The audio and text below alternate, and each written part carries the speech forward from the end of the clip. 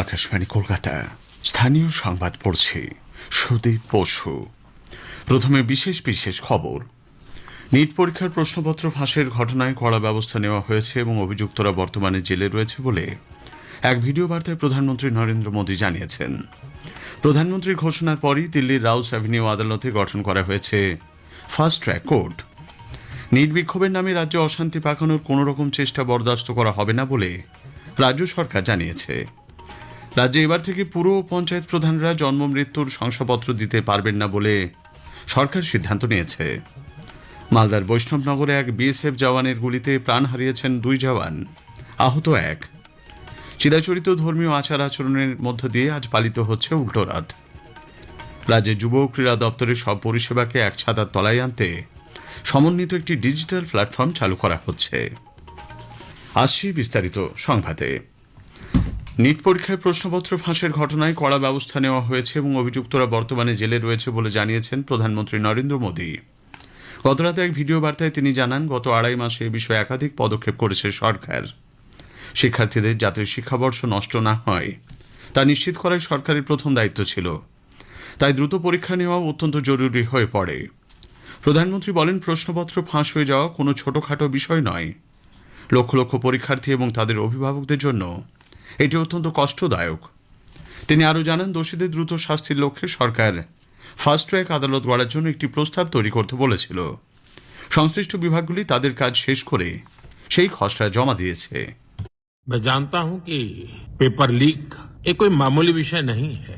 लाखों विद्यार्थी और उनके अभिभावकों के लिए बहुत ही पीड़ादायक है और इसलिए पेपर लीक घटना से अब तक पिछले 2.5 महीनों में अनेक विध कदम उठाए गए, गुनहगारों को पकड़ा गया है, वे जेल में पड़े हैं।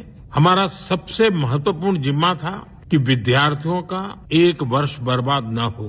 सरकार ने अभी कम से कम समय में 22 लाख जितने विद्यार्थियों के एग्जाम हो जाए। আজ মন্ত্রিসভার বৈঠকে ফাস্ট ট্র্যাক আদালত এবং কঠোর শাস্তির বিধান সম্বলিত প্রস্তাব নিয়ে আলোচনা হবে। শ্রী মোদী বলেন, আগামী সোমবার সংসদে অধিবেশনে সরকারি সংক্রান্ত বিলটি দ্রুত পাশ করানোর সর্বাত্মক প্রয়াস করবে। এদিকে প্রধানমন্ত্রীর ঘোষণার পরই দিল্লির রাউস অ্যাভিনিউ আদালতে ফাস্ট ট্র্যাক কোর্ট গঠন করা হয়েছে। সরকারের তরফে প্রয়োজনীয় আশ্বাস পাওয়ার পর সমাজকর্মী সোনম ওয়াংচুক অনশন প্রত্যাহার করেছেন। নিট প্রশ্নপত্র ফাঁস মামলায় প্রধানমন্ত্রী নরেন্দ্র মোদী যে ফাস্ট ট্র্যাক কোর্ট গঠনের সিদ্ধান্ত নিয়েছেন তা অত্যন্ত সময় উপযোগী এবং দৃঢ় পদক্ষেপ বলে মুখ্যমন্ত্রী শুভেন্দু অধিকারী জানিয়েছেন। গতকাল সমাজ মাধ্যমে তিনি বলেন, সরকারের এই সিদ্ধান্তে প্রশ্নপত্র ফাঁস চক্রের বিরুদ্ধে দ্রুত এবং কঠোর পদক্ষেপ নিশ্চিত করা যাবে। নিট বিক্ষোভের নামে রাজ্যে অশান্তি পাকানোর কোনো রকম চেষ্টা বরদাস্ত করা হবে না বলে রাজ্য সরকার জানিয়েছে। এর জন্য প্রস্তুত রাখা হয়েছে পুলিশ প্রশাসনকে। গতকাল কলকাতায় এক সাংবাদিক বৈঠকে রাজ্যের মন্ত্রী তাপস রায় বলেন, প্রশ্ন ফাঁসের বিষয়টি নজরে আসার পর কেন্দ্রীয় সরকার নজিরবিহীন পদক্ষেপ করেছে। তা সত্ত্বেও অশান্তি ছড়ানোর চেষ্টা চলছে বলে অভিযোগ করেন তিনি। শ্রী রায় বলেন, শিক্ষাক্ষেত্রে বর্তমান সরকার বাজেট 1,39,000 কোটি টাকায় নিয়ে গেছে, যা ইউপিএ সরকারের আমলে ছিল 8,200 কোটি টাকা। আমরাও বলছি, পশ্চিম বাংলার বুকে এই ধরনের কোন ঘটনা যদি ঘটানোর চেষ্টা হয়, যারা 5 দশক পশ্চিম বাংলার সর্বনাশ করেছে, ছাত্র যুবদের সর্বনাশ করেছে, যার জন্য ফ্লাইট অফ ক্যাপিটাল বলুন, ব্রেন ড্রেনই বলুন, পশ্চিম বাংলার বাইরে বা ভারতবর্ষের বাইরে গেছে, সেই ধরনের কোন ঘটনা আমরা পশ্চিমবঙ্গ সরকারের তরফ থেকে এই পশ্চিম বাংলায় সংগঠিত হতে দেব না। রাজ্য বিজেপির প্রধান মুখপাত্র দেবজিৎ সরকার বলেন, দিল্লির হিংসাত্মক আন্দোলনের সঙ্গে নিট পরীক্ষার কোনো সম্পর্ক নেই। কোন ছাত্র আন্দোলন আজ অব্দি দেখেছেন যে বেসরকারি গাড়িতে তেলের ট্যাঙ্ক খুলে তাতে আগুন দিয়ে দেওয়া? মঞ্চ থেকে স্লোগান দেওয়া হয়েছে, ওমর খালিদের মুক্তি চাই। আপনারা আমাকে বলুন যে নিট পরীক্ষার সঙ্গে ওমর খালিদ তার মুক্তির কিসের সম্পর্ক?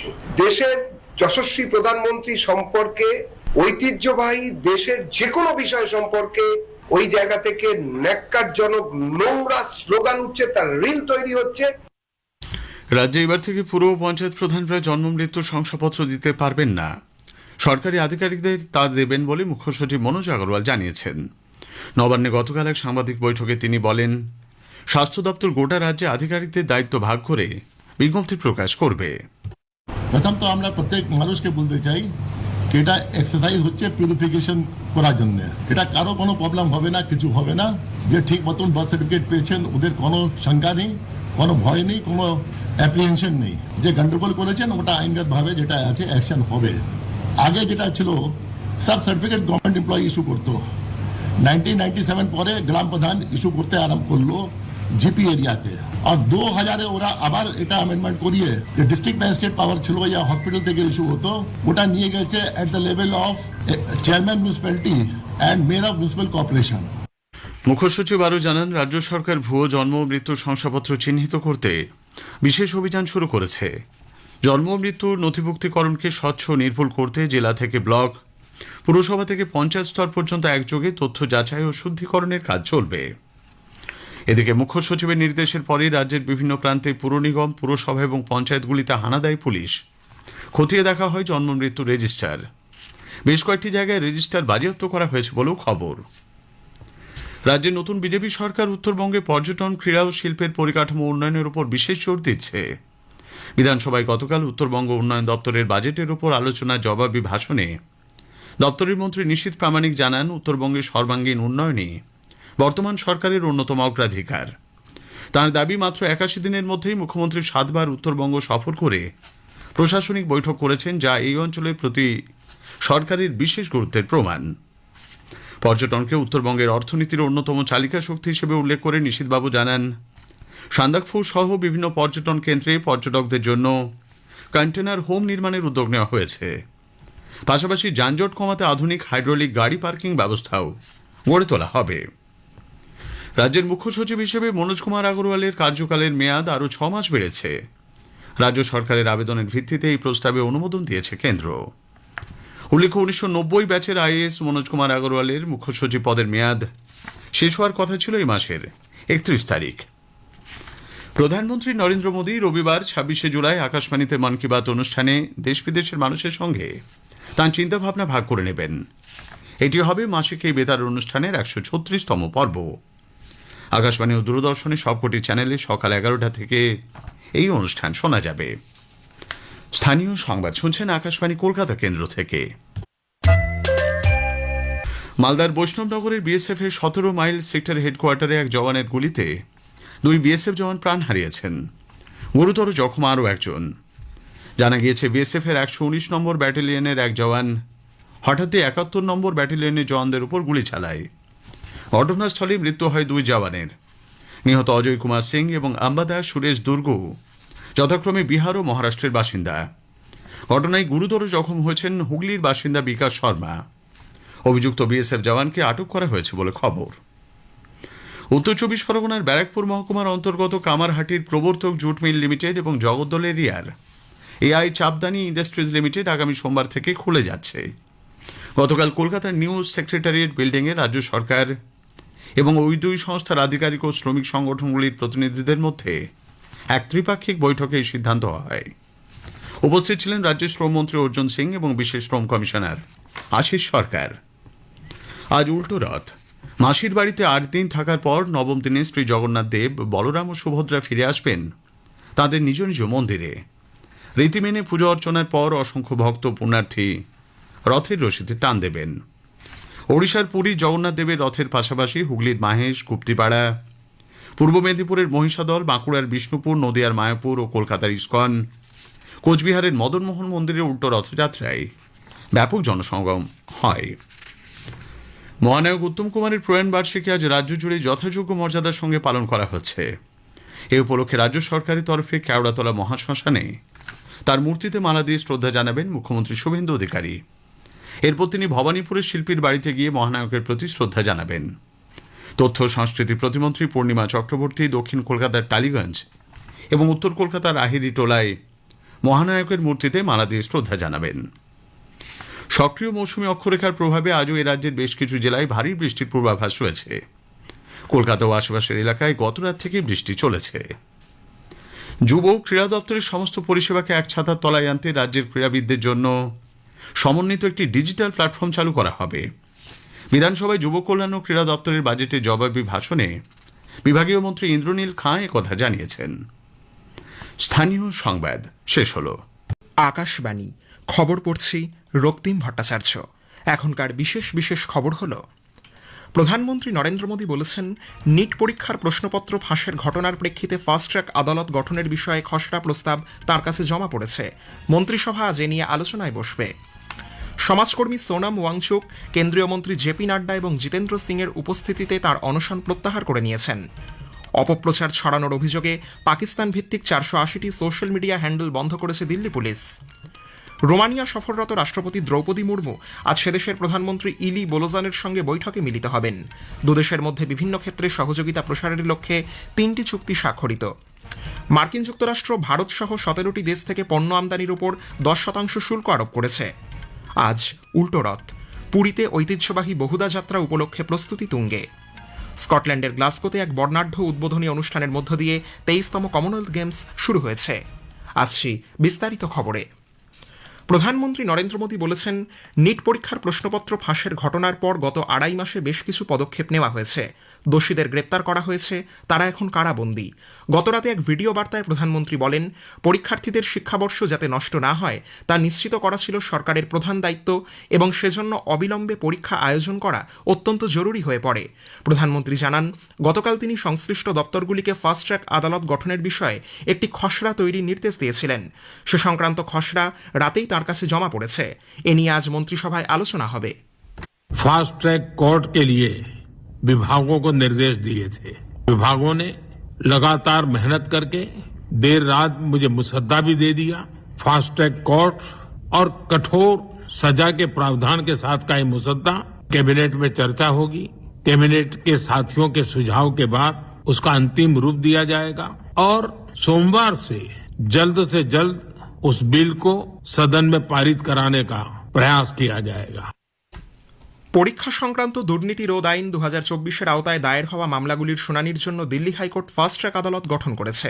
সরকারি পরীক্ষায় অনিয়ম বা অসদুপায় অবলম্বনের সঙ্গে জড়িত মামলাগুলির দ্রুত নিষ্পত্তির লক্ষ্যে প্রধানমন্ত্রী নরেন্দ্র মোদীর এ সংক্রান্ত ঘোষণার পরই এই সিদ্ধান্ত নিয়েছে দিল্লি হাইকোর্ট। এক বিজ্ঞপ্তিতে হাইকোর্ট জানিয়েছে, রাউস এভিনিউ আদালতের বিচার বিভাগীয় আধিকারিক অনুগ্রোফার বালিগা এখন থেকে এ ধরনের অপরাধের মামলাগুলির শুনানির জন্য একটি বিশেষভাবে মনোনীত ফাস্ট ট্র্যাক আদালতের দায়িত্বে থাকবেন। এর আগে শ্রী বালিগা 30 হাজারি কোর্টের মধ্যস্থতা কেন্দ্রের দায়িত্বে থাকা বিচারক হিসেবে কর্মরত ছিলেন। ফাস্ট ট্র্যাক আদালতের দায়িত্ব পালনের জন্য তাকে রাউস এভিনিউ কোর্টে বিশেষ বিচারক হিসেবে বদলি করা হয়েছে। সমাজকর্মী সোনাম ওয়াংচুক 26 দিন পর তার অনশন প্রত্যাহার করে নিয়েছেন। গতরাতে গুরগ্রামের একটি বেসরকারি হাসপাতালে কেন্দ্রীয় মন্ত্রী জেপি নাড্ডা ও জিতেন্দ্র সিংয়ের উপস্থিতিতে 26 দিনের অনশন কর্মসূচি শেষ করেন ওয়াংচুক। হাসপাতালে ওয়াংচুকের স্ত্রী গীতাঞ্জলি আংমো এবং লে লাদাখের শীর্ষ কর্তৃপক্ষের বরিষ্ঠ নেতারাও উপস্থিত ছিলেন। শিক্ষা ব্যবস্থায় সংস্কার এবং পরীক্ষার প্রশ্নপত্র ফাঁস সংক্রান্ত বিষয়ে সরকারের জবাবদিহি চেয়ে গত মাসের 28 তারিখ থেকে শ্রী ওয়াংচুক অনশন শুরু করেছিলেন। এর আগে বিভিন্ন রাজনৈতিক দলের 65 জন সাংসদ তার সঙ্গে দেখা করেছিলেন অথবা তাকে অনশন ভাঙার অনুরোধ জানিয়ে চিঠি দিয়েছিলেন। শ্রী ওয়াংচুক জানিয়েছেন, বিভিন্ন শর্ত নিয়ে দীর্ঘ আলোচনার পরই এই সিদ্ধান্ত নেওয়া হয়েছে।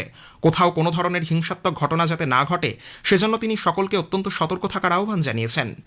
প্রধানমন্ত্রী নরেন্দ্র মোদী সমাজকর্মী সোনাম ওয়াংচুককে চিকিৎসকদের পরামর্শ অনুযায়ী চলার অনুরোধ জানিয়েছেন। সমাজ মাধ্যমে এক বার্তায় শ্রী মোদী ঈশ্বরের কাছে শ্রী ওয়াংচুকের সুস্বাস্থ্যের জন্য প্রার্থনা নিবেদন করেছেন। দিল্লি পুলিশ জানিয়েছে, অপপ্রচার ছড়ানোর অভিযোগে পাকিস্তান ভিত্তিক 480টি সোশ্যাল মিডিয়া হ্যান্ডেল শনাক্ত ও বন্ধ করা হয়েছে। পুলিশ জানিয়েছে, শিক্ষার্থী ও তরুণদের বিভ্রান্ত করার লক্ষ্যে গুজব ও ভ্রান্ত তথ্য ছড়ানোর জন্য এই সোশ্যাল মিডিয়া হ্যান্ডেলগুলি জড়িত ছিল। জনসাধারণকে কোনো তথ্য বিশ্বাস বা শেয়ার করার আগে সবসময় তা যাচাই করে নেওয়ার আহ্বান জানিয়েছে দিল্লি পুলিশ। জাতীয় বিপর্যয় ব্যবস্থাপনা কর্তৃপক্ষ এনডিএমএ আজ নতুন দিল্লিতে বিপর্যয়ের ঝুঁকি হ্রাস সংক্রান্ত ব্রিক্স গোষ্ঠীভুক্ত দেশগুলির মন্ত্রী পর্যায়ের বৈঠকের আয়োজন করছে। বৈঠকে পৌরোহিত্য করবেন স্বরাষ্ট্র প্রতিমন্ত্রী নিত্যানন্দ রায়। এই বৈঠকে ব্রিক্স সদস্য দেশগুলির মন্ত্রী এবং প্রতিনিধি দলের প্রধানরা অংশগ্রহণ করবেন। মন্ত্রীরা দুর্যোগ সংক্রান্ত ঝুঁকি হ্রাস বিষয়ক ব্রিক্সের যৌথ বিবৃতি প্রকাশ করবেন। প্রতিরক্ষা গবেষণা উন্নয়ন সংস্থা ডিআরডিও ওড়িশার উপকূলবর্তী এপিজে আব্দুল কালাম দ্বীপ থেকে দূরপাল্লার সার্ফেস টু এয়ার মিসাইল কুশার প্রথম পরীক্ষামূলক উৎক্ষেপণ সফলভাবে সম্পন্ন করেছে। দ্রুতগতি সম্পন্ন ও অধিক উচ্চতায় বৈদ্যুতিন লক্ষ্যবস্তুতে এই ক্ষেপণাস্ত্র ব্যবস্থা সফলভাবে আঘাত হানে। প্রতিরক্ষামন্ত্রী রাজনাথ সিং এই সাফল্যের জন্য ডিআরডিও এবং সংশ্লিষ্ট সব পক্ষকে অভিনন্দন জানিয়েছেন। প্রধানমন্ত্রী নরেন্দ্র মোদী রবিবার 26শে জুলাই আকাশবাণীতে মন কি বাত অনুষ্ঠানে দেশ বিদেশের মানুষের সঙ্গে তাঁর চিন্তাভাবনা ভাগ করে নেবেন। এটি হবে মাসিক এই বেতার অনুষ্ঠানের 136তম পর্ব। আকাশবাণী ও দূরদর্শনের সবকটি চ্যানেলে সকাল 11টা থেকে এই অনুষ্ঠান শোনা যাবে। খবর শুনছেন আকাশবাণী থেকে। রোমানিয়া সফররত রাষ্ট্রপতি দ্রৌপদী মুর্মু আজ বুখারেস্টের ভিক্টোরিয়া প্যালেসে রোমানিয়ার প্রধানমন্ত্রী ইলি বোলোজানের সঙ্গে বৈঠকে মিলিত হবেন। রোমানিয়ার রাষ্ট্রপতি নিকোসর দানের সঙ্গে ইন্ডিয়া রোমানিয়া বিজনেস ফোরামে ভাষণ দেবেন শ্রীমতী মুর্মু। পরে রাষ্ট্রপতি রোমানিয়ার সংসদ পরিদর্শন করবেন এবং সেখানে সেনেটের প্রেসিডেন্ট মির্সিয়া আব্রুডিন এবং চেম্বার অফ ডেপুটিজের প্রেসিডেন্ট সোরিন গ্রিন্ডিয়ানুর সঙ্গে মতবিনিময় করবেন। টোম্ব অব দ্য আননোন সোলজারে পুষ্পস্তবক অর্পণ করে শ্রদ্ধা নিবেদন করবেন রাষ্ট্রপতি। ভারত ও রোমানিয়া বিজ্ঞান ও প্রযুক্তি, শিক্ষা এবং ক্রীড়া ক্ষেত্রে সহযোগিতা প্রসারের লক্ষ্যে 3টি চুক্তি স্বাক্ষর করেছে। গতকাল বুখারেস্টে ভারতের রাষ্ট্রপতি দ্রৌপদী মুর্মু এবং রোমানিয়ার রাষ্ট্রপতি নিকোসর দানের মধ্যে প্রতিনিধি পর্যায়ের আলোচনার পর এই চুক্তিগুলি স্বাক্ষরিত হয়। বৈঠকের পর সাংবাদিক বিবৃতিতে রাষ্ট্রপতি দ্রৌপদী মুর্মু বলেন, পারস্পরিক বিশ্বাস, শ্রদ্ধা এবং দুদেশের জনগণের মধ্যে দৃঢ় সম্পর্কের উপর ভিত্তি করে ভারত ও রোমানিয়ার ঘনিষ্ঠ ও দীর্ঘস্থায়ী বন্ধুত্ব 7 দশকেরও বেশি সময় অতিক্রম করেছে। উৎপাদন, ওষুধ শিল্প, স্বাস্থ্য পরিষেবা, পুনর্নবীকরণযোগ্য শক্তি, পরিবেশ বান্ধব হাইড্রোজেন, কৃষিপণ্য উৎপাদন, সার, বিজ্ঞান ও প্রযুক্তি, ডিজিটাল পাবলিক পরিকাঠামো এবং কৃত্রিম বুদ্ধিমত্তার মতো ক্ষেত্রগুলিতে সহযোগিতা সম্প্রসারণে ভারত ও রোমানিয়া সম্মত হয়েছে। দুই দেশ আগামী 3 বছরের মধ্যে দ্বিপাক্ষিক বাণিজ্য দ্বিগুণ করার লক্ষ্যমাত্রা নির্ধারণ করেছে বলে রাষ্ট্রপতি উল্লেখ করেন। आर्थिक सहयोग हमारी साझेदारी का एक महत्वपूर्ण स्तंभ है। हमने व्यापार और निवेश को बढ़ावा देंगे, सप्लाई चेन को मजबूत बनाने तथा दोनों देशों के उद्योग जगत के बीच घनिष्ठ सहयोग को प्रोत्साहित करने पर सहमति व्यक्त की। हमने अगले 3 वर्षों में द्विपक्षीय व्यापार को दोगुना करने का भी लक्ष्य निर्धारित किया है। ভারত একটি উন্মুক্ত, অন্তর্ভুক্তিমূলক এবং স্বচ্ছ বহুপাক্ষিক বাণিজ্য ব্যবস্থার প্রতি তার প্রতিশ্রুতি পুনর্ব্যক্ত করেছে। জেনেভায় বিশ্ব বাণিজ্য সংস্থা WTO-এ ভারতের 8ম বাণিজ্য নীতি পর্যালোচনা সংক্রান্ত চূড়ান্ত অধিবেশনে বাণিজ্য সচিব রাজেশ আগরওয়াল বলেন, WTO-র সংস্কার প্রক্রিয়া অবশ্যই উন্নয়ন কেন্দ্রিক হতে হবে। উন্নয়নশীল দেশগুলির জন্য নীতি নির্ধারণের প্রয়োজনীয় স্বাধীনতাও বজায় রাখতে হবে। সরবরাহ শৃঙ্খলে কর্মরত শ্রমিকদের উপর নিপীড়নের আশঙ্কার জেরে মার্কিন যুক্তরাষ্ট্র ভারতসহ 17টি দেশ থেকে পণ্য আমদানির উপর 10% শুল্ক আরোপ করেছে। মার্কিন বাণিজ্য প্রতিনিধি জেমিসন গ্রিয়ার জানিয়েছেন, প্রেসিডেন্ট ডোনাল্ড ট্রাম্পের নির্দেশে এই সিদ্ধান্ত। এই দেশগুলি শ্রমশক্তি অপব্যবহার করে উৎপাদিত পণ্য আমদানি সক্রিয়ভাবে নিষিদ্ধ করতে ব্যর্থ হয়েছে বলে অভিযোগ করেছে Washington. Bharat, Canada, Britain, Bangladesh ও পাকিস্তান সহ 17টি দেশের ক্ষেত্রে এই 10% শুল্ক হার প্রযোজ্য হবে। মার্কিন যুক্তরাষ্ট্র ফের ইরানে হামলা চালিয়েছে। এই নিয়ে টানা 13 দিন ইরানের উপর হামলা চালালো আমেরিকা। লোহিত সাগরে সৌদি আরবের 2টি তেলবাহী ট্যাঙ্কারে হামলার দায় ইয়েমেনের ইরান সমর্থিত হুথি বিদ্রোহীরা স্বীকার করার পর ওই অঞ্চলে আবারও উত্তেজনা বৃদ্ধি পেয়েছে। এর ফলে আরেকটি গুরুত্বপূর্ণ নৌ চলাচল পথে বিঘ্ন ঘটার আশঙ্কা তৈরি হয়েছে। প্রেসিডেন্ট ডোনাল্ড ট্রাম্প হুথিদের সতর্ক করে বলেছেন, বাণিজ্যিক জাহাজের উপর হামলা অব্যাহত থাকলে কড়া পদক্ষেপ নেওয়া হবে। এজন্য দায়ী থাকবে ইরানই। এদিকে বিশ্বজুড়ে জ্বালানি সরবরাহ দীর্ঘমেয়াদে ব্যাহত হওয়ার আশঙ্কায় ব্রেন্ট ক্রুডের দাম 6%-এরও বেশি বেড়ে ব্যারেল প্রতি প্রায় $100 পৌঁছেছে। আজ উল্টো রথ। মাসির বাড়িতে 8 দিন থাকার পর 9ম দিনে জগন্নাথদেব, বলভদ্র ও সুভদ্রা ফিরে আসবেন তাদের নিজ মন্দিরে। পুরীতে আজ বহুদা যাত্রা বা রথের পুনর্যাত্রা উপলক্ষে প্রস্তুতি তুঙ্গে। গুন্ডিচা মন্দির থেকে শ্রী জগন্নাথ মন্দিরে ভগবান জগন্নাথ, ভগবান বলভদ্র, দেবী সুভদ্রা এবং ভগবান সুদর্শনের আনুষ্ঠানিক প্রত্যাবর্তন যাত্রা প্রত্যক্ষ করার জন্য দেশ বিদেশ থেকে লক্ষ লক্ষ ভক্ত সমবেত হয়েছেন। অনুষ্ঠান সুষ্ঠু ও সুশৃঙ্খলভাবে সম্পন্ন করার লক্ষ্যে ওড়িশা সরকার ব্যাপক নিরাপত্তা ব্যবস্থা গ্রহণ করেছে। যান চলাচল নিয়ন্ত্রণ করা হচ্ছে। প্রত্যাবর্তন যাত্রার জন্য সুদৃশ্য রথে আরোহণের আগে দেবতাদের ঐতিহ্যবাহী পাহান্ডি শোভাযাত্রার মাধ্যমে আনুষ্ঠানিকভাবে নিয়ে আসা হবে। ফিরতি পথে ভগবান জগন্নাথের রথ পবিত্র মৌসিমা মন্দিরে প্রথা অনুযায়ী যাত্রাবিরতি করবে। সেখানে প্রাচীন রীতিনীতি মেনে তার উদ্দেশ্যে ঐতিহ্যবাহী পোড়া পিঠা নিবেদন করা হবে। স্কটল্যান্ডের গ্লাসগোতে এক বর্ণাঢ্য উদ্বোধনী অনুষ্ঠানের মধ্য দিয়ে 23তম কমনওয়েলথ গেমস শুরু হয়েছে। ওভিও হাইড্রো এরিনায় রানী ক্যামিলা, ব্রিটিশ প্রধানমন্ত্রী অ্যান্ডি বার্নহ্যাম এবং কমনওয়েলথ স্পোর্টসের প্রেসিডেন্ট ডোনাল্ড রুকারের উপস্থিতিতে রাজা তৃতীয় চার্লস এই গেমসের আনুষ্ঠানিক উদ্বোধন করেন। 10 দিনব্যাপী এই আয়োজনে 74টি দেশের ক্রীড়াবিদরা অংশ নিচ্ছেন। ভারতের পতাকাবাহী মীরাবাই চানু এবং আনুষ্ঠানিক ব্যাটনবাহক লাভলিনা বরগোহাইয়ের নেতৃত্বে ভারতীয় দল এরেনায় প্রবেশ করে। শেষ করার আগে খবরের বিশেষ কিছু অংশ আরও একবার। প্রধানমন্ত্রী নরেন্দ্র মোদী বলেছেন, নিট পরীক্ষার প্রশ্নপত্র ফাঁসের ঘটনার প্রেক্ষিতে ফাস্ট ট্র্যাক আদালত গঠনের বিষয়ে খসড়া প্রস্তাব তার কাছে জমা পড়েছে।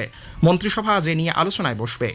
সমাজকর্মী সোনাম ওয়াংচুক, কেন্দ্রীয় মন্ত্রী জেপি নাড্ডা এবং জিতেন্দ্র সিংয়ের উপস্থিতিতে তার অনশন প্রত্যাহার করে নিয়েছেন। খবর শেষ হল।